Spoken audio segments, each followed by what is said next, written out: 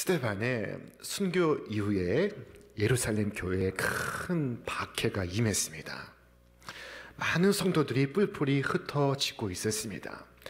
그런데 이 사울은 그 기세가 줄지 아니하고 더욱 살기 등등해서 저 다메섹으로 그리스도인을 체포하기 위한 영장을 들고 달려가고 있었습니다.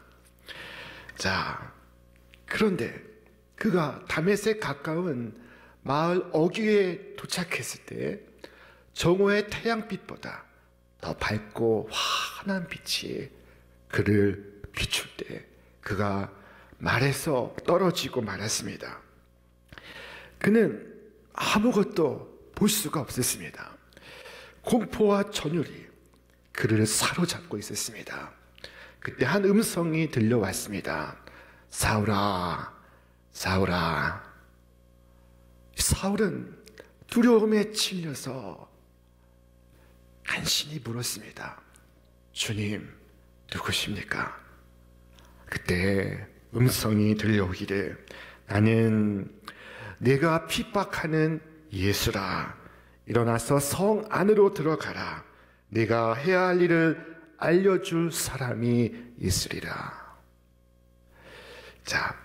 지금 보신 이 그림은 지금부터 400년 전에 카라바조라는 화가가 그린 그림입니다. 제목이 무엇일까요? 사울의 회심입니다. 사울이 지금 말에서 떨어지고 있습니다. 사울이 자신이 의로운 사람이라고 생각하며 세상을 돌아다녔습니다. 그 오만한 사울이 저 높은 곳에서 굴러 떨어지고 있습니다. 이것은 놀라운 하나님의 역사였습니다. 하나님의 일방적인 역사였습니다. 사울은 땅에서 일어나 눈을 떴지만 그는 아무것도 볼 수가 없었습니다. 그는 눈뜬 장님이 되어서 사람들의 손에 이끌려 다메섹 성 안으로 들어가고 있었습니다. 이 사울이 아무것도 스스로 할 수 없었습니다. 가말리엘의 문화에서 공부했다는 자부심, 히브리인 중에 히브리인이라는 자부심, 로마 시민권을 가졌다는 자부심, 이 자부심이 아무 쓸모가 없습니다. 아무 소용이 없습니다. 그런데 이때 한 사람의 그리스도인이 등장하고 있습니다. 그는 아나니아라는 사람이었습니다. 주께서 그가 기도 중에 그를 만나사 부르시고 계십니다. 아나니아야, 일어나 집가라 하는 거리에 유다의 집을 찾아 사울을 만나라. 그가 기도하는 중이니라. 이때 이미 사울에 대해서 소문을 듣고 있던 이 아나니아는 선뜻 대답을 할 수가 없었습니다. 그가 주저하며 주께 아뢰입니다. 주여, 이 사람에 대해서 제가 여러 사람으로부터 듣사온즉 그가 예루살렘의 성도들에게 적지 않은 해를 끼쳤다 하나이다. 이 다메섹에도 주님의 이름을 부르는 자들을 체포하기 위해서 영장을 갖고 왔다 하나이다. 이 아나니아의 답인즉슨 성도를 잡아 죽이려 하는 그를 제가 만나야 하겠습니까? 이런 사람을 피해야 할 터인데 오히려 그를 만나라 하십니까? 이 아나니아로서는 충분한 이유가 있고 사유가 있습니다. 그러나 주님의 명령이었습니다. 아나니아는 주저했지만 이내 주님의 말씀에 순종을 합니다. 자신의 생각을 버리고 주님의 말씀에 복종합니다.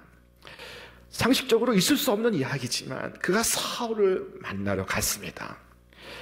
이때 만일 아나니아가 자신의 이해와 상식을 넘어선 하나님의 명령에 순종하지 않았다면 사울이 바울이 될 수 있었겠습니까? 오늘 사울이 바울 되는 역사는 이 아나니아의 순종으로부터 일어나고 있었습니다. 아나니아는 기도 중에 주님의 말씀을 듣고 사울을 찾아갔습니다. 그런데 그 시각 사울도 기도하고 있었습니다. 다메섹 도상에서 주님을 만난 사울은 내가 무엇을 하오리까? 라고 주께 물었습니다. 그때 기도가 시작되었던 것입니다. 여러분, 어떤 사람이 참된 의미에서 진정으로 기도하고 있다면 그냥 사망에서 생명으로 옮겨진 사람입니다. 회심하지 않은 사람이 어떻게 주님께 자비를 구할 수 있겠습니까? 주님은 아나니아에게 그가 기도하는 중이라 말씀하심으로써 그가 회심하였다는 사실을 암시하시고 계십니다. 자, 그런데 주께서 하신 말씀, 그가 기도하는 중이라 하신 말씀 속에는 보다 깊은 의미가 있습니다. 우리가 잘 아는 사울은 바리새인입니다. 바리새인은 규칙적으로 매일 기도하는 사람들입니다. 바리새인은 하루에 여러 차례 기도를 합니다. 그들은 성전과 회당에서 기도했고 많은 사람들이 볼 수 있도록 길 모퉁이에 서서 기도했습니다. 그들은 날마다 기도하는 삶을 살았습니다. 오늘 이 사울 역시 기도하지 않고 지낸 날이 단 하루도 없었습니다. 그러나 주님께서 말씀하십니다. 보라, 그가 기도하는 중이니라. 주님이 이제 드디어 그가 기도를 한다고 말씀하십니다. 자, 사울이 이제까지 기도하지 않았다는 말씀일까요? 사울은 이제야 처음으로 진짜 기도를 드리고 있습니다. 그가 지금까지 한 번도 기도하지 않았던 이유, 그것은 그가 그의 기도에 죄의 고백과 자비의 갈망과 은혜의 사모함이 없었기 때문입니다. 어느 날 두 사람이 기도하러 성전에 올라갔습니다. 한 사람은 바리새인이요, 또 한 사람은 세리였습니다. 바리새인이 성전 중앙에 서서 기도합니다. 하나님이여, 오늘 내가 다른 사람과 같지 아니함을 인하여 감사하나이다. 특별히 이 세리와 같지 않음을 감사하나이다. 나는 일에 2번을 금식하며. 그때 세리는 저 성전 구석에서 멀찍이 서서 고개도 들지 못하고 머리 숙여 가슴을 치며 기도했습니다. 주여, 나를 불쌍히 여기소서. 나는 죄인이로소이다. 여러분, 바리새인 사울은 한 번도 이런 기도를 드린 적이 없습니다. 이런 기도를 드릴 필요가 없었습니다. 사울은 자기 의에 가득했습니다. 이 자기 의는 주님께 나아가는데 결정적인 장애물입니다. 예수님 당시에 세리와 창기들이 바리새인보다 먼저 천국에 들어갔다고 주께서 말씀하셨습니다. 여러분, 내 의를 의지해서 주께 나아가 기도하고자 한다면 선지자 이사야가 외친 말을 귀 기울여 들으시기를 바랍니다. 무릇 우리는 다 부정한 자 같아서 우리의 의는 다 더러운 옷 같으며, 이 더러운 옷을 입고 최고에 오신 것처럼 끌어안고 있으면 그는 그리스도의 의를 덧입을 수가 없습니다. 사울이 기도하지 못했던 이유, 그 두 번째는 그가 지금까지 그리스도를 깨닫지 못하고 있었기 때문이었습니다. 그는 중보자이신 예수 그리스도로 말미암아 하나님 아버지께 이르는 길을 알지 못하고 있었습니다. 여러분, 성경이 무엇을 말씀하고 있습니까? 다른 이로서는 구원을 받을 수 없나니 천하 사람 중에 구원받을 만한 다른 이름을 우리에게 주신 일이 없음이라 하였더라. 그리고 주께서 친히 말씀하셨습니다. 너희가 내 이름으로 무엇을 구하든지 내가 행하리니 이는 아버지로 하여금 아들로 말미암아 영광을 받으시게 하려 함이라. 내 이름으로 무엇이든지 내게 구하면 내가 행하리라.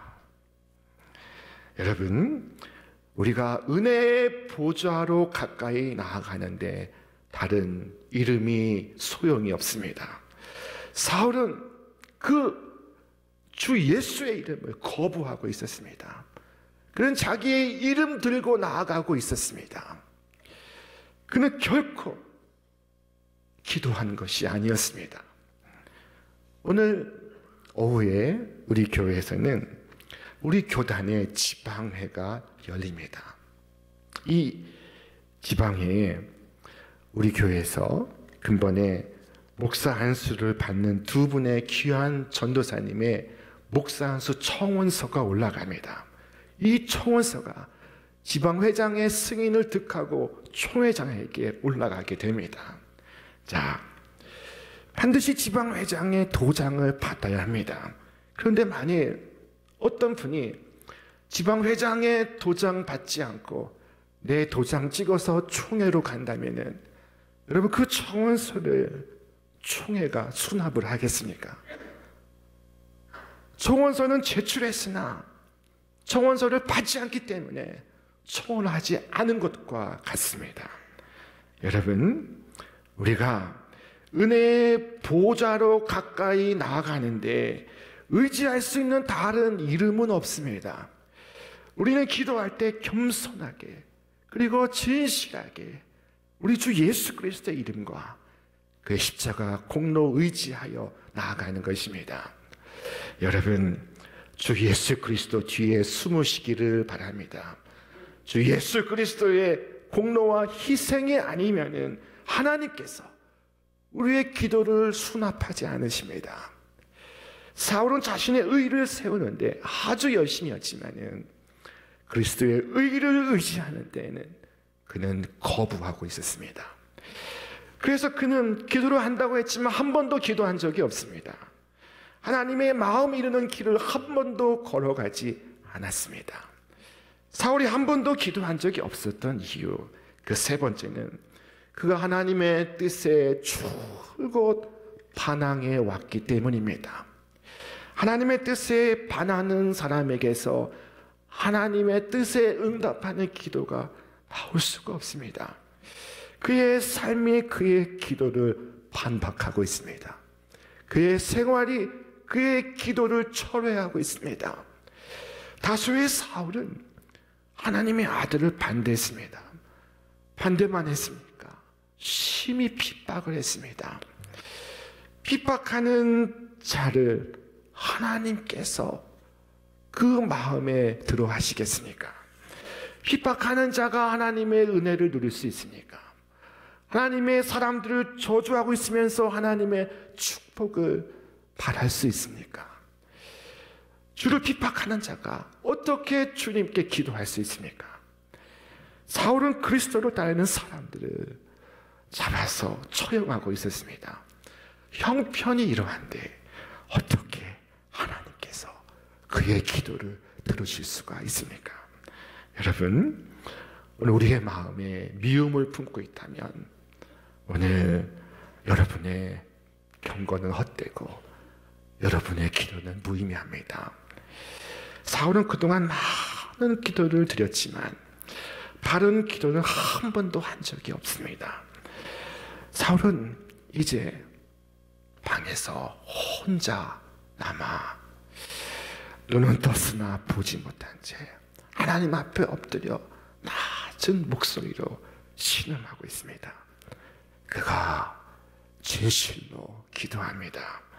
그가 말을 타고 다메섹에 들어올 때는 그는 지고지순한 의인이었습니다. 그러나 이 다메섹에 들어와서 그는 하나님 앞에 엎드렸습니다. 그 자신이 가장 사악한 죄인임을 고백하고 있습니다. 그가 먼지와 죄를 뒤집어쓰고 회개하고 있습니다. 하나님의 자비를 구하고 있습니다. 지옥에 떨어져도 할 말이 없는 자라고 그가 자인하고 있습니다. 그는 더 이상 자랑할 것이 아무것도 없습니다. 그런데 주께서 그의 기도를 들으시고 있습니다. 보라, 그가 기도하는 중이라. 이전에 그의 기도는 다 가짜였지만 지금 그의 기도는 진짜입니다. 이전에 그의 경건은 다 헛된 것이었지만 지금 그의 경건은 하나님께 상달되고 있습니다. 마치 천사들 앞에서, 앞서간 성도들 앞에서 주께서 사울을 가리키며 말씀하시는 것 같습니다. 보라, 그가 기도하는 중이라.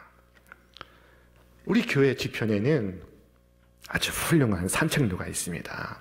이 긴 직선 거리를 산책하실 수 있습니다. 그 산책로를 걷다 보면은 가끔 TV에서 보던 연예인들을 만날 수가 있습니다. 자, 그러면 335 걷던 학생들이 그를 가리켜서 말합니다. 저기 봐, 아무개 촬영하고 있다. 자, 지금 하나님께서 기도하는 사람을 가리켜 말씀하십니다. 보라, 그가 기도하고 있다. 하나님의 관심은 기도하는 자에게 쏠려 있습니다.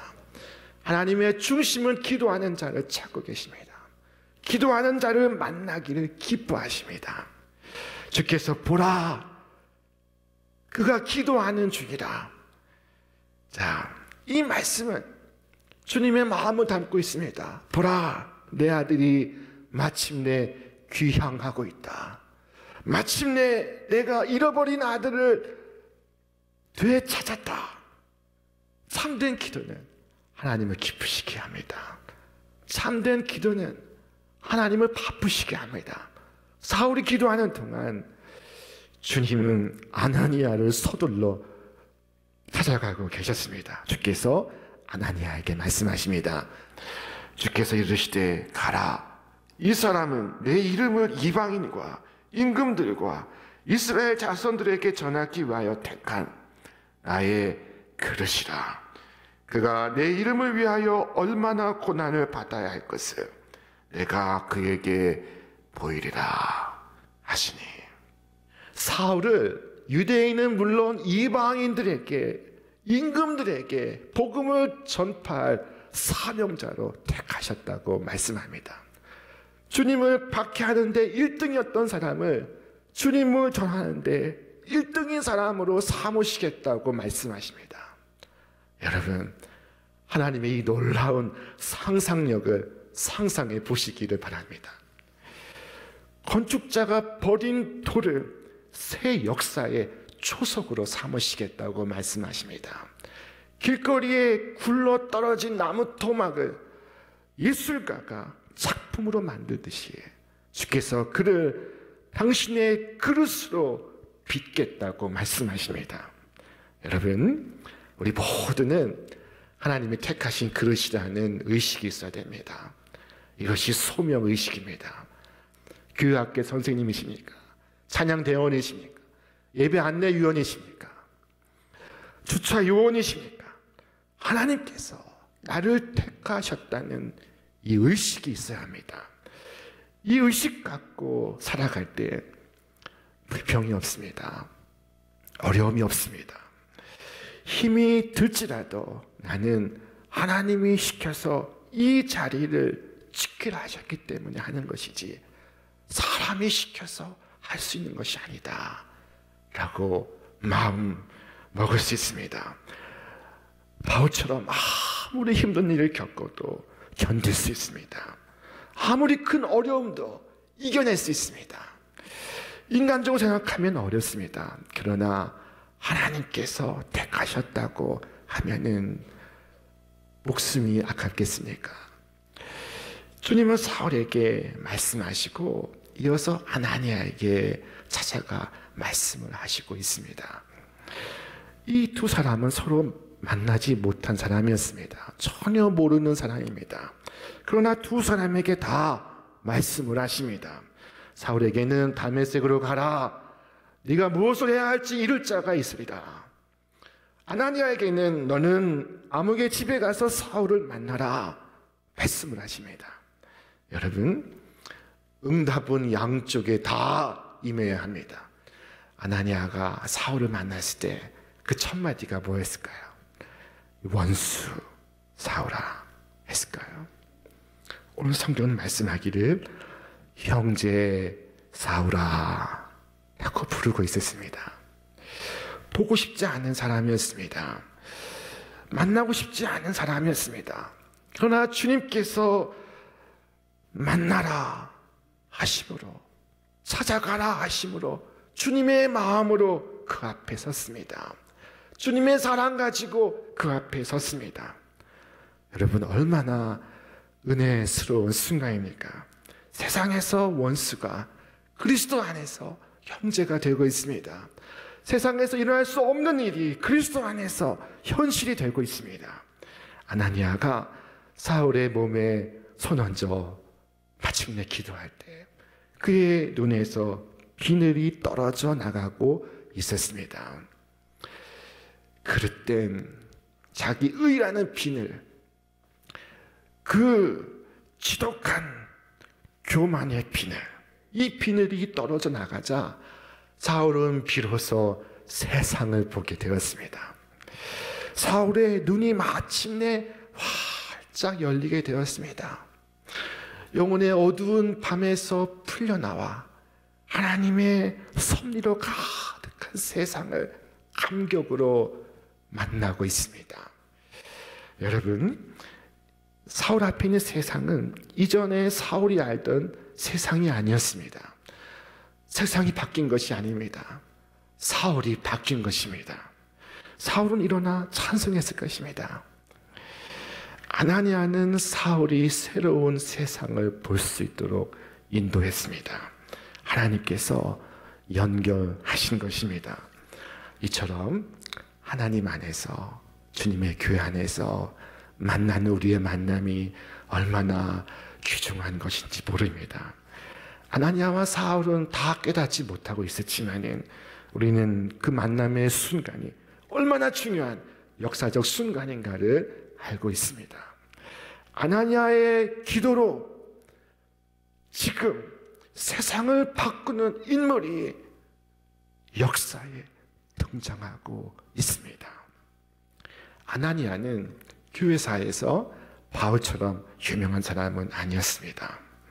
그러나 그의 헌신을 통해 사울을 빛으로 인도했고 사울은 일평생 그 빛을 증거하며 살았습니다. 여러분, 내가 바울이 아니라면 아나니아 되시기를 바랍니다. 아나니아가 바울의 머리에 손을 얹었을 때 바울은 앞을 보지 못하는 실명한 장애인에 불과했습니다. 그는 예수를 핍박한 박해자였습니다. 그러나 아나니아가 하나님 말씀에 순종하여 사울에게 기도했을 때, 자신의 편견을 뛰어넘어 하나님 말씀에 순종했을 때 놀라운 새 역사가 시작되고 있었습니다. 원수를 사랑하라 하신 말씀에 순종했던 아나니아에 의해 사울이 다시 태어나고 있습니다. 주께서 무엇을 말씀하셨습니까? 내가 천국의 열쇠를 네게 주노니 네가 땅에서 매면 하늘에서도 매일 것이요 네가 그 열쇠로 땅에서 풀면 하늘에서도 풀리리라. 오늘 주님의 교회 안에서 사울이 바울되는 역사가 일어나기를 바랍니다. 오늘 주의 말씀에 순종함으로 내가 아나니아 되기를 축원합니다. 우리 모두 제자 되시기를 주님의 이름으로 축원합니다. 오늘 말씀에 순종하는 우리를 통해서 사람이 변화되고 새 사람이 태어나고 새 역사가 등장하는 놀라운 기적이 우리의 가정에서, 우리의 일터에서 날마다 일어나기를 주님의 이름으로 축원합니다. 축원합니다.